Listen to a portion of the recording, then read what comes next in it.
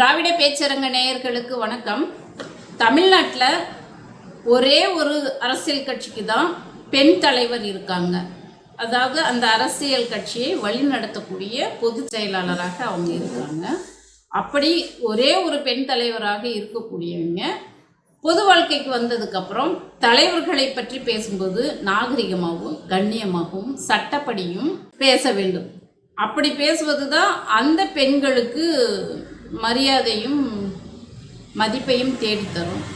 ஆனால் இந்த தலைவர் பேசியிருக்காங்க, நீங்கள் போராட்டம் நடத்துங்க, நீங்கள் ஒரு எதிர்கட்சியாக இருக்கிறீங்க, அரசில் நடக்கக்கூடிய தவறுகளை சுட்டி காட்டுங்க, யாரும் எதுவும் கேட்க போகிறதில்ல. ஆனால் தலைவர்களை எந்த அளவுக்கு நாகரிகமாக பேசணும் அப்படிங்கிறத கண்ணியத்தோட மரியாதையோடு பேசணும் என்பதை உணர்ந்து பேச வேண்டும். இப்போ யாரை பற்றி பேச போகிறேன் அப்படின்னு தெரிஞ்சுக்கிறதுக்கு முன்னாடி நம்ம திராவிட பேச்சரங்க சேனலை சப்ஸ்கிரைப் பண்ணாதவங்க பண்ணிக்கோங்க. இது வரைக்கும் நம்ம சேனலை சப்ஸ்கிரைப் செய்து ஆதரவு கொடுத்து வந்தவங்களுக்கு ரொம்ப நெஞ்சார்ந்த நன்றியை தெரிவித்துக் கொள்கிறேன். பிரேமலதா விஜயகாந்த் தேமுதிகவோட பொதுச் செயலாளர் பிரேமலதா விஜயகாந்த் அவங்கள பற்றி தான் இந்த காணொலியில் நம்ம பேச போகிறோம். நேற்று நடந்த ஆர்ப்பாட்டத்தில் அவங்க பேசும்போது ஆர்ப்பாட்டத்தை முடிச்சுட்டு அவங்க பேசுகிறாங்க. போராட்டத்தை முடிச்சுட்டு அவங்க நிருபர்கள்கிட்ட பேட்டி கொடுக்குறாங்க. முதல்வர் அவர்களை பற்றி பேசுகிறாங்க. என்ன பேசுகிறாங்க? முதல்வர் வேஷ்டி சட்டை போட்டுக்கிட்டு வர்றாரு, அப்படி தானே ஒரு முதல்வர் இருக்கணும், ஏன் பேண்ட் சட்டை போட்டுட்டு வர்றாரு அப்படின்னு சொல்லி கேட்குறாங்க. கொஞ்சமாவது நாகரிகமாக பேசுகிறாங்களா, கண்ணியத்தோடு பேசுகிறாங்களா? அதெல்லாம் இருக்கட்டும். அரசியல்வாதிகளுக்குன்னு ட்ரெஸ் கோடு ஏதாவது இருக்கா, சட்டம் ஏதாவது இருக்கா? அரசியல்வாதிங்க இந்த ட்ரெஸ்ஸு தான் போடணும், இந்த கலரில் தான் உடை உடுத்தணும் அப்படின்னு சட்டம் ஏதாவது இருக்கா? இதையெல்லாம் தெரிஞ்சுக்கிட்டு தான் நீங்கள் பேசுவீங்களா? உங்களுக்கே அநாகரிகமாக இல்லையா இப்படியெல்லாம் பேசுவது? இதையே ஒரு பெண்ணை பேசியிருந்தாக்க இன்றைக்கும் எவ்வளோ பேர் கொதிச்செழுந்திருப்பாங்க. அவங்க உடையை பற்றி பேசுகிறாங்க, இந்த மாதிரி அநாகரிகமாக நடந்துக்கிறாங்க அப்படின்ட்டு நிறைய பெண்ணியவாதிகள்லாம், ஏன் நானே கூட பேசியிருந்திருக்கேன், இப்படி பேசலாமா என்று சொல்லி ஒரு பெண்களை பற்றி பேசும்போது நானே கூட பேசியிருந்திருக்கேன். அப்படி தானே முதல்வர் அவர்களை பற்றி நீங்கள் வேஷ்டி சட்டை தான் போட்டுட்டு வரணும், பேண்ட் சட்டை ஏன் போட்டுட்டு வரீங்கன்னு சொல்லி கேள்வி கேட்குறது, இதுவும் ஒரு அநாகரிகம் தானே. அது அவங்கவுங்க விருப்பம் தானே, என்ன உடையில் வரணும் என்ன அப்படிங்கிறது அது அவங்கவுங்க விருப்பம் தானே. சரி, எதுக்காக நீங்கள் அதை கிளைம் பண்ணுறீங்க, எதுக்காக அதை சொல்கிறீங்க அப்படின்னு சொல்லி பார்ப்போம். அதுதான் ரொம்ப முக்கியமானது. அவங்களுக்கு நோக்கம் பேண்ட் சட்டை போடுறாரா வேஷ்டி சட்டை போடுறாரா அப்படிங்கிறதுல அவங்களுடைய நோக்கம். அவரை அதை சொல்லி அவரை இழிவுபடுத்தணும் அப்படிங்கிறது தான் அவங்களோட நோக்கம். அதாவது முதல்வர் அவர்களோட கை நடுங்குதோம், அந்த நடுங்கறத்தை மறைக்கிறதுக்காக அவர் பேண்ட் பாக்கெட்டுக்குள்ளேயே கையை வச்சிட்டு இருக்கணும் அப்படின்றதுக்காக வராரு அப்படின்ட்டு அவங்க அதை சுட்டி காட்டுறதுக்காக தான் அதை சொல்கிறாங்க. அதாவது ஒருத்தருக்கு நோய் வருது அப்படின்னா அது இயற்கை, எல்லாத்துக்குமே நோய் நொடிகள் வருவது அது இயற்கை, எல்லாத்துக்குமே வரும், எல்லாரும் எதிர்கொண்டு தான் ஆகணும். 40 வயசுக்கு மேலே ஆயிட்டாலே எல்லா நோயுமே வந்துடும். இப்போ மாண்புமிகு முதல்வர் அவர்களுக்கு ஏறக்குறைய 70 வயசு ஆகுது, நல்லா தான் இருக்காரு. நோய் வரும், ட்ரீட்மெண்ட் எடுத்துகிட்டா சரியாக போயிடும், அது வேறு விஷயம். எல்லாருமே ட்ரீட்மெண்ட் எடுத்துக்கிட்டு தான் இருக்காங்க, எல்லோரும் ஏதோ ஒரு மாத்திரையை போட்டுட்டு தான் இருக்காங்க. அப்படி இருக்கும்போது முதல்வரை நீங்கள் உங்களால் முடியலன்னா மூத்த அமைச்சர்களுக்கு முதல்வராக கொடுத்துருங்க, துணை முதல்வராக ஆக்குங்க அப்படின்னு சொல்லி பேசுவது எந்த விதத்தில் நியாயம்? நீங்கள் அதை பேசலாமா? ஒரு பெண்ணாக இருந்து கொண்டு, இன்னும் அதுலேயும் மிக முக்கியமாக உங்கள் கணவர் தேமுதிகவோட முன்னாள் தலைவர் நடிகர் விஜயகாந்த் அவர்கள் கடந்த 10 ஆண்டுகளாக உடல்நிலை சரியில்லாமல் தானே இருந்தார். அவர் இறக்கும் வரை அவர் தானே தலைவராக இருந்து அந்த கட்சியை வழிநடத்தி கொண்டிருந்தார். அவர் உடம்பு சரியில்லாமல் இருக்கும்போது அவரை இழிவாக பேசினா அந்த அவமானங்கள்லாம் தாங்கிக்கிட்டு இருந்தவங்க தானே, அந்த அவமானங்கள்லாம் அனுபவிச்சவங்க தானே நீங்கள் இப்படி பேசலாமா? எந்த வழியை நீங்கள் அனுபவிச்சிங்களோ அந்த வழியை இன்னொருத்தருக்கு நீங்கள் கொடுக்குறீங்களே, இதெல்லாம் கண்ணியமான பேச்சா? இது உங்களுக்கே இது வெக்கமா இல்லையா, அவமானமா இல்லையா? அந்த நடிகர் எவ்வளோ ஒரு அற்புதமான மனிதர். அவர் யாரையாவது அவர் காயப்படுத்தியிருக்காரா? எல்லாத்துக்கிட்டையும் அன்பு காட்டினவர் தானே, அவர் எல்லாத்துக்கிட்டையும் மரியாதை செலுத்துபவர் தானே. அவர் கட்சியோட தலைவராக இருந்துக்கிட்டு இந்த மாதிரி ஒரு சிஎம்மை வந்து நீங்கள் வந்து பேசுகிறீங்கன்னா என்ன? இருக்கிறது அரசியல் கட்சி தலைவர்களே இருக்கிறது ஒரே ஒரு பெண், நீங்கள் மட்டும்தான் பெண் தலைவராக இருக்கீங்க. அந்த பெண் தலைவராக இருந்துக்கிட்டு இருக்கிற பெண்களுக்கெல்லாம் பெருமை சேர்க்கிற மாதிரி, மரியாதை சேர்க்கிற மாதிரி, ஒரு பெண் அரசியல்வாதினா இப்படி இருக்கணும் அப்படின்னு ஒரு முன்மாதிரியாக இருக்கிற மாதிரி தானே உங்களுடைய நடவடிக்கைகள் இருக்கணும். அப்படி இல்லாமல் கேவலப்படுத்தி பேசுகிறீங்களே தலைவர்களை. நல்லா தானே இருக்காரு சிஎம். கடந்த 10 ஆண்டுகளாக உங்கள் கணவர் உடல்நிலை சரியில்லாமல் இருக்கும்போது, அதுவும் அவர் இறப்பதற்கு 2 நாட்களுக்கு முன்னாடி அவரால் நடக்க முடியல, சுய உணர்வோட கூட இல்லை. ஆனால் அவரை கூட்டிகிட்டு வந்து மேடையில் உட்கார வச்சிங்களே, அவர் முன்னாடி பொதுச் செயலாளராக பொறுப்பேற்றுக்கிட்டீங்க, அது சரி. ஆனால் ஒரு உடல்நிலை நடக்க முடியாமல் சுயநிலை நினைவோடு இல்லாத ஒருத்தருக்கு ஓய்வு கொடுக்கறது தானே அந்த நோயாளிக்கு கொடுக்க வேண்டியது ஓய்வு தானே. அந்த ஓய்வை கூட அவர் கொடுக்காம அவரை கூட்டிகிட்டு வந்து அவரால் அந்த கையை கூட தூக்க முடியல.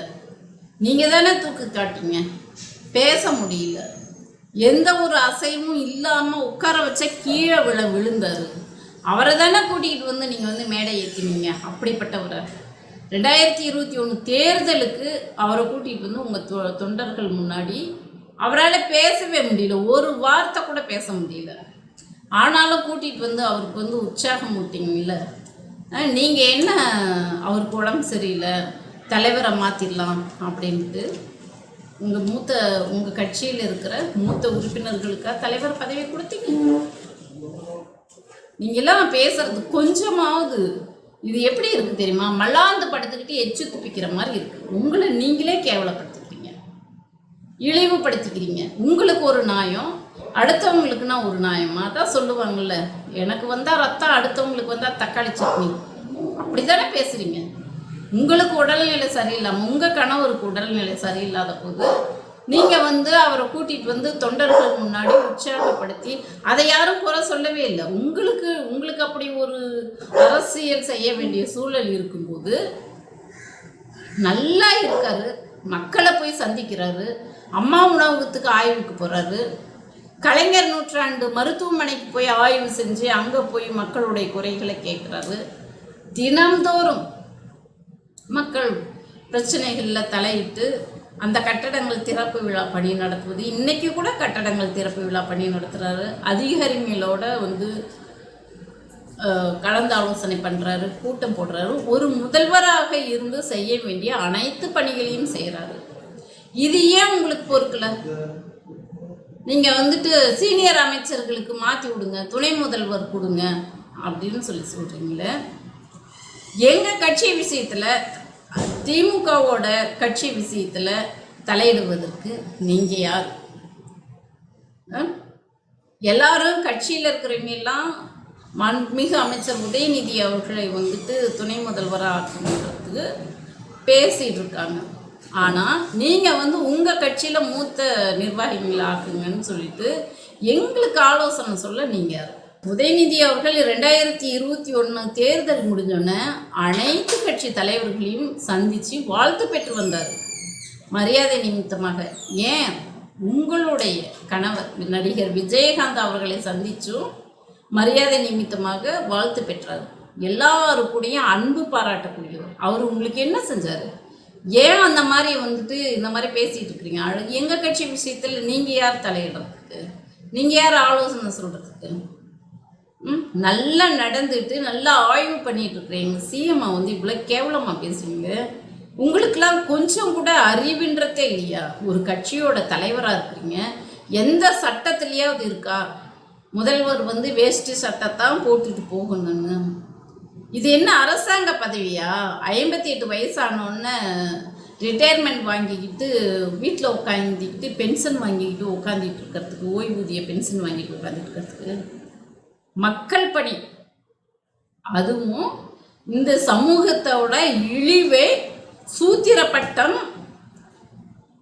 விட்டு போக்குறதுக்காக சமூக நீதி பார்வையில் சாதி ஒழிப்பு கொள்கையை முன்னெடுத்து செயல்பட்டு கொண்டிருக்கிற ஒரு மாபெரும் இயக்கம். இந்த தலைவர்கள் மக்கள் மீது அன்பும் பற்றும் உள்ள தலைவர்கள் தன் உடம்பை பற்றி யாராவது கவலைப்படுவாங்களா? நான் நல்லா இருக்கணும், வீட்டில் உட்காந்துக்கிட்டு நான் ரெஸ்ட் எடுக்கணும் அப்படின்னு ஒரு தலைவர் நினைப்பாங்களா? தலைவர் தந்தை பெரியார் அவர்கள் 94 வயசு வரைக்கும் இந்த மக்களுக்காக போராடினார். இறங்கி வேலை, அது மூத்திர சட்டியை கையில் சுமந்துக்கிட்டு அவர் எனக்கு உடம்பு சரியில்லாமல் போயிடுச்சு, நான் வரமாட்டேன், கூட்டத்துக்கு வரமாட்டேன் அப்படின்னு சொல்லலையே, நான் ஓய்வு எடுக்கணும்னு சொல்லலையே. ஏன்? இந்த மக்கள் மீது உள்ள அக்கறை. அவர் இறுதி பேருரை என்ன? நான் என் மக்களை சூத்திரப்பட்டத்தோடு விட்டுட்டு செல்கிறேனேன் என்று வருத்தப்பட்டார். அதுதான் இந்த இயக்கம். அறிஞர் அண்ணா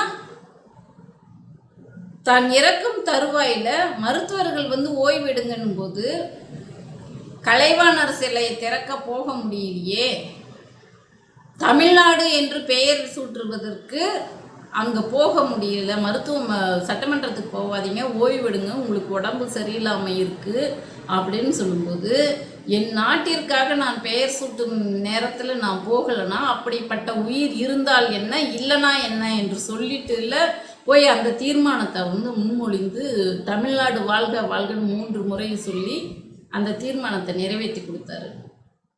அப்படிப்பட்ட தலைவர்கள் வழி வந்தவர் தான் இவரும்.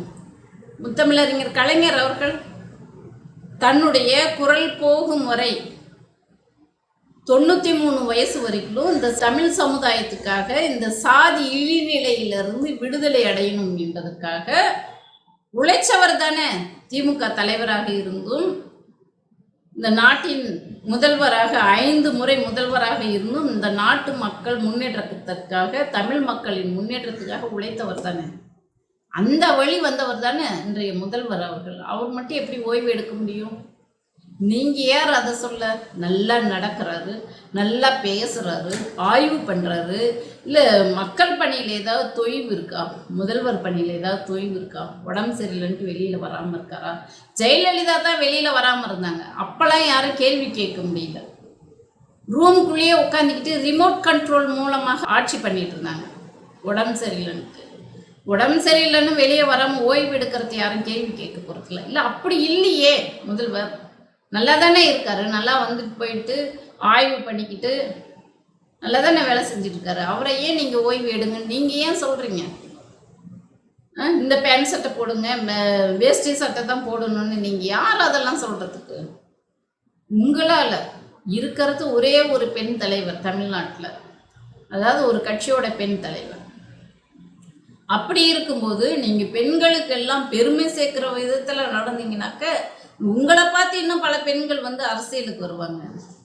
ஆனால் உங்களையெல்லாம் கேள்வி கேட்குற மாதிரி, இப்படியெல்லாம் உங்களுக்குன்ட்டு வீடியோ போடுற மாதிரி இப்படியெல்லாம் நீங்கள் பேசிகிட்டு இருந்தீங்கன்னா எந்த பெண்கள் எப்படி அரசியலுக்கு வருவாங்க? நாகரிகமாக பேச கற்றுக்குங்க.